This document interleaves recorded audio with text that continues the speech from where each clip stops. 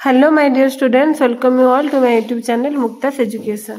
ताले पिला माने देखो नवेम्बर 14 हमर होची शिशु दिवस और शिशु दिवस पे गोटे छोट सुंदर संक्षिप्त भाषण तुम समस्तक पई।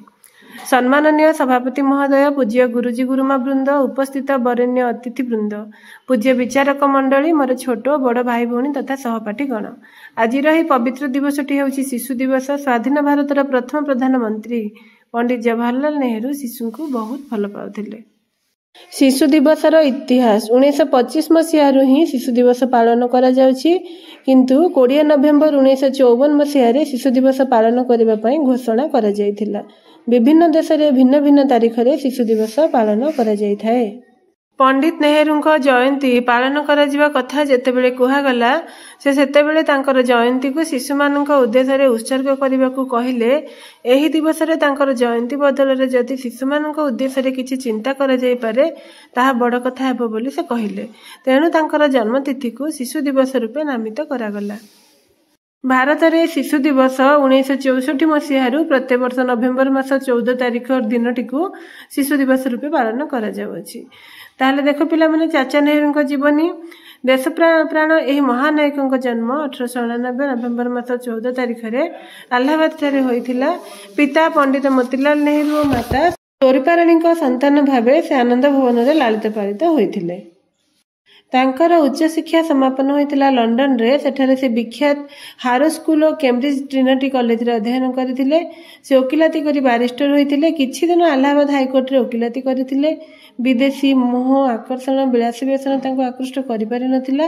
गांधीजी को आह्वान रे से भारतीय मुक्ति संग्राम रे झयासा देथिले। भारत स्वाधीन लाभ कला परे प्रथम प्रधानमंत्री भाव में जोगदेले पंडित नेहरू। चाचा नेहरू शिशु प्रति भल पाइबा, से शिशु मानक अत्यंत भल पाउथिले।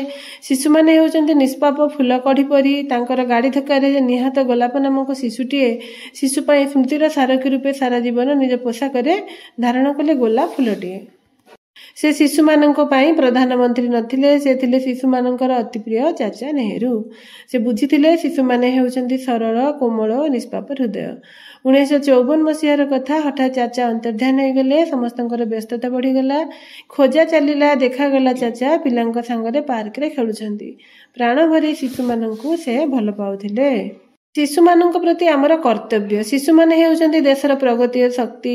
देशर सामग्रिक विकास सुस्थ शिशु मानक उपरे निर्भरशील। सुतरां सेमानकर सर्वांगीण उन्नति विधान करिबा जातिर परम कर्तव्य। सेमानक प्रति अवहेला और एक अक्षमणीय अपराध। तेणु सेमानकर अंतर्निहित प्रतिभार विकास प्रति ध्यान देबा निहांती जरूरी। शिशु मानक प्रति आमे किपरि जत्नवान हेबा। शिशुंक सह अपराध तीव्र गति रे बढ़िबारे लागिछि। आईपीसी अनुसार भारत रे 2015 रे शिशुंक विरोध रे हेउथिबा अपराध संपर्कित 94,172 मामला दायर होइथिबा बेले 2017 रे एहा संख्या रे वृद्धि घटी 1,29,032 होइछि। सेपटे आजिकाली ऑनलाइन जुग रे अनेक शिशु पथभ्रष्ट मध्य हेउछंती। एही बयस रे सेमानंकु अधिकरु अधिक समय निज परिवार सह बितेबार आवश्यकता रहिछि, किंतु सेमाने निज समय इंटरनेट एवं मोबाइल फोन सह बिताइबा पसंद करूछंती, जहा द्वारा सेमानंक व्यवहार रे अनेक परिवर्तन देखा देउछि। तबे एथिरु शिशुंकु रक्षा करिबा पई परिवार वर्ग को निज पिलांक प्रति ध्यान देबार आवश्यकता रहिछि।